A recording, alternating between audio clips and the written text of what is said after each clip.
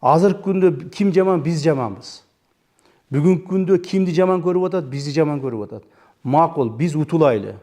Биз бүгүнкү күндө коррупция менен күрөшүүдө жыйынтыгында утуп атабыз. Мамлекетке пайдасы тийип, мамлекеттик ишкер катары, мамлекеттик кызматкер катары, мамлекеттин коопсуздугун сактап турган адам катары биз утуп атабыз. Бирок жеке адам катары биз утулуп атабыз да.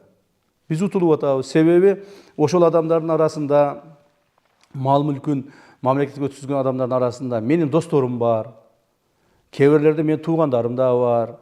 Кээ бирлерде мен чогуу иштеп жүргөн адамдар бар. Ошол менин досторумдун достору бар. Досторумдун туугандары, кайнаталары бар. Так? Ошон үчүн бизге өтө оор. Бүгүнкү күндө мен мурдагы ушул кызматка келгичекти досторумдун, жакын тууган уруктарымдын бир 70%-ин жоготтум десем болот да. Жоготтум десем болот. Себеби алар менен мен уже бирге чай ичпей калдым. Менин кызмат абалым жогордугунан эмес, менин жасаган жумуштарымдын негизинде.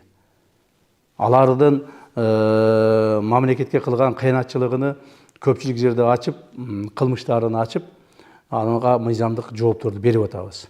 Демек, биз дагы бир жолу айтайын, ушул коррупцияга каршы күрөшүүдө ким утулду дегенде, мен айтоймун, бул жерде негизинен мамлекет утат, келечек муун утат, коом утат, бирок коррупцияга каршы күрөшкөн адамдар ар дайым утулат да. Утулат.